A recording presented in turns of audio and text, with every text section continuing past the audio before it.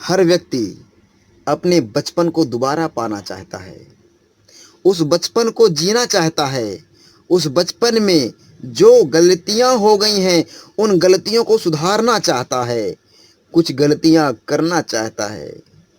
फिर से वही बचपन जिसमें माँ के हाथ का खाना, माँ के ही हाथ से नहाना, कपड़े पहनना, फिर माँ को तंग करना, रूठ जाना, माँ के मनाने पर मुस्कुराना, पिता की उंगलियां पकड़ना, कंधों पर बैठकर आसमान का छूना, यहाँ तक कि पिता के दाढ़ी और मूंछों से भी खेलना, पिता के पीठ पर बैठकर खुद को सम्राट समझना, कभी माँ के थाली में तो कभी पिता के थाली में खाना को खाना।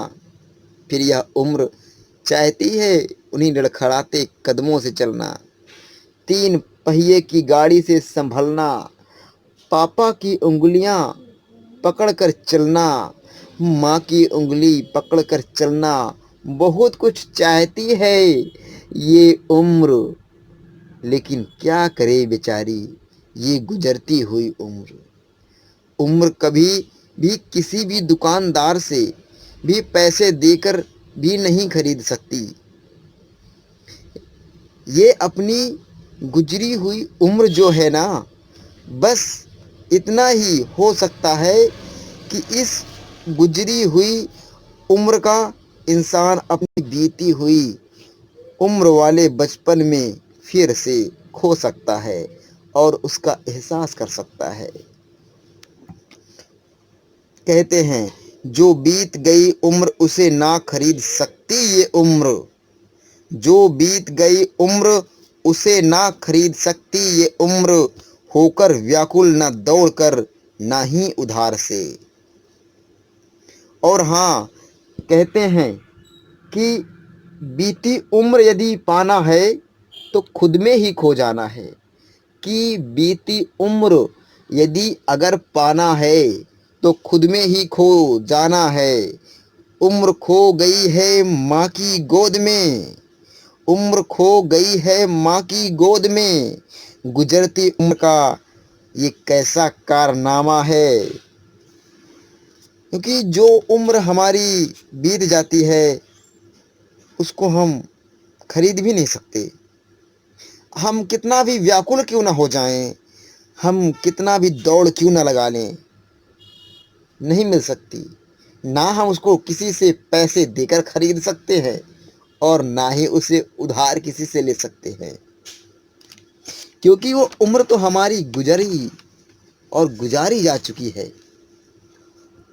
कहते हैं बचपन की जो ये जिद होती है ना, बहुत ही अच्छी होती है कि माँ मुझको नहीं जाना है स्कूलों की गलियों में, कि माँ मुझको नहीं जाना है स्कूलों की गलियों में, माँ मुझको नहीं खाना है ये बड़ी बड़ी थालियों में, माँ मुझको बस वही चांद सा खिलौना चाहिए, कि माँ मुझको बस वही चांद सा खिलौना चाहिए, माँ मुझे तारों की तरह चमकना चाहिए। लेकिन माँ भी बहुत होशियार होती है भाइयों। बचपन की जो हमारी जिद है, बचपन एक बहुत ही अनोखा और बहुत ही प्यारा होता है, जिसमें पूरे शरीर की बनावट बहुत ही प्यारी लगती है, जिसे देखकर माँ हमेशा मुस्कुराती रहती है। माँ हमेशा अपने पुत्र के लिए तरह तरह के संघर्ष करने के लिए तैयार रहती है, लेकिन माँ हमेशा अपने पुत्र की जिद को पूरा करने के लिए तैयार तो रहती है और साथ ही साथ नए नए रास्तों का निर्माण भी कर देती है। जब बचपन में पुत्र जिद कर लेता है तो माँ उसका भी उपाय कर देती है।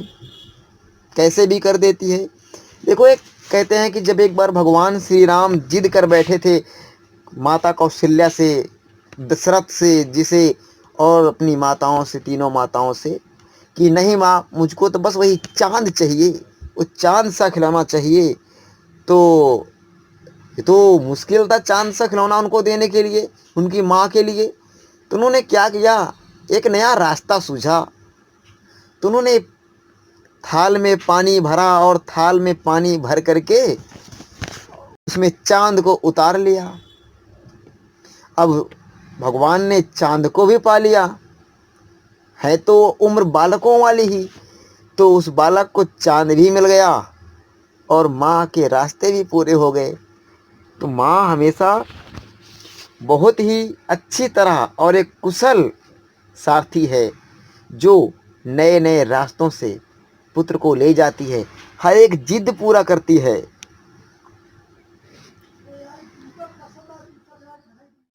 तो अभी हम लोग जो सुना रहे हैं आपको इस कहानी का, जो हमारी कविताएं हैं, तो इसमें इसका नाम ही है बचपन से।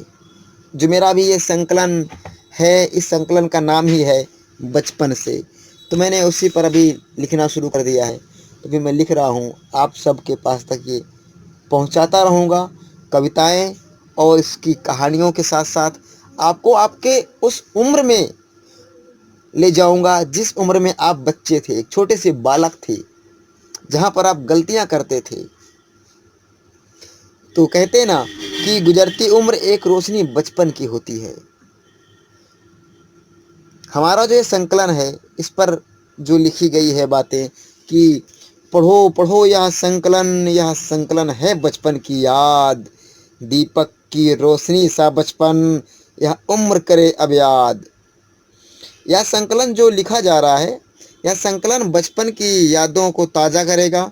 इस संकलन को आप सभी पढ़िएगा, और जब आप इस संकलन को पढ़ेंगे तो आपको जो अनुभूति होगी, वह अनुभूति आपको हवा में खुशबू के मिलने जैसी होगी। वह अनुभूति ऐसी होगी जैसे भीषण गर्मी में कहीं से हल्की सी हवा आ गई हो और हमारे तपे हुए बदन को, पसीने से भीगे हुए बदन को छू लेती हो। और जब वो हवा छूती है ना इस बदन को, कैसा एहसास होता है, ये तो आप सब बहुत अच्छी तरह से जानते हैं। तो ये मेरा संकलन उसी हवा की तरह आपको आपके बचपन का एहसास करा देगा और आपको उस बचपन में ले जाएगा। आंखों में आ जाएंगे वो बचपन के दिन। कहे तो मैं अपने इस संकलन से कुछ सुना देता हूँ, और सुन लीजिए किसका कैसा है ये हमारा संकलन। कि जैसे जैसे बचपन बीता, उम्र चली शिखर की ओर, नादानी समझने लगी, उम्मीदें चली प्रगति की ओर। कुछ नादानी कुछ जिद साथ में, कुछ बीता बचपन हाथ में, बढ़ चली उम्र एक नए शौक में। कि बढ़ चली उम्र एक नए शौक में, जो करती बचपन याद बाद में, जो करती बचपन याद बाद में।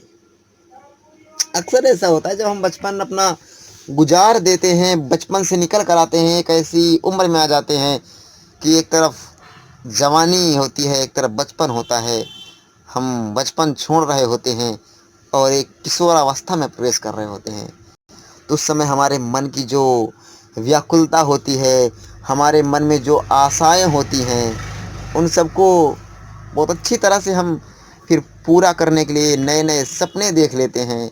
हमें ये बनना है, हम वो करेंगे, हमें आगे चल के ये करना है। बहुत सारे सपने सजा लेते हैं मन में, बहुत सारी यादें आ जाती हैं मन में। तो चलिए अब आपको ज़्यादा देर टाइम ना दे कराते हुए अपनी लिखी हुई कविता के माध्यम से आप सबको रूबरू कराता हूँ आपके विद्यालय की मीठी यादों से। कि वो क्या दिन थे यार बचपन में स्कूल के, कभी पढ़ते कभी घूमते रहते, कुछ ऐसे वसूल थे।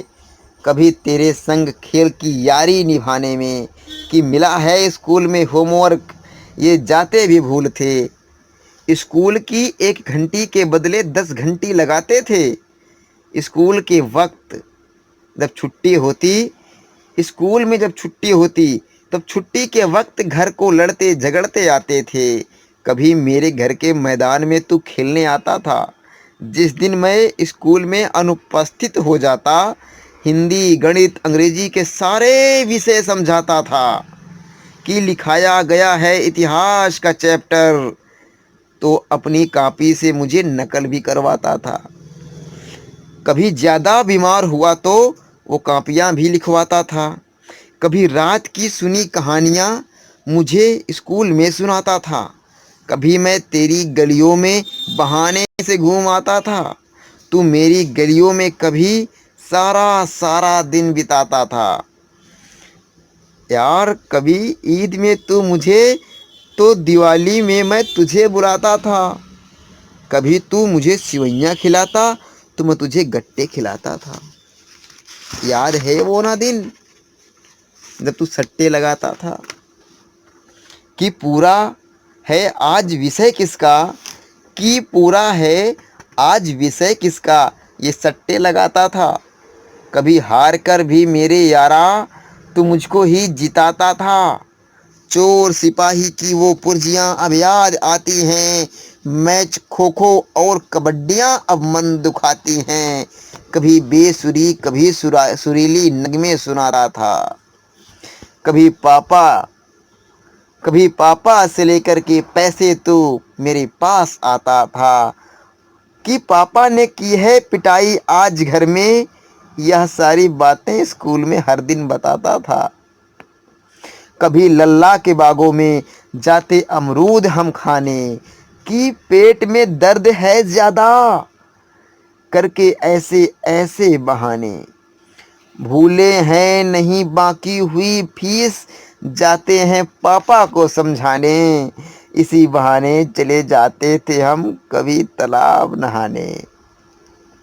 कभी तू मेरा पेन छुपाता था, कभी मैं तेरी कापियाँ छुपाता था।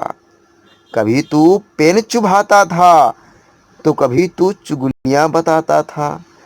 कभी ना बोलने की खुट्टियाँ लेकर तू इतना रूठ जाता था। कभी न बोलने की कस्में देकर चाट समोसे कैथे खिलाता था। कि दूसरे दिन छुट्टी का पत्र लेकर मेरा तू ही तो स्कूल जाता था। अभी भी याद है हमको वो जो आज़ादी के नगमे हम गाते थे। कभी अकेला मैं गाता था, कभी हम सब मिलकर के गाते थे। गणतंत्र दिवस स्वतंत्रता दिवस में हम सब रैलियां सजाते थे मित्र। थक जाते थे रैलियों में फिर भी वो नाटकीय रोल निभाते थे।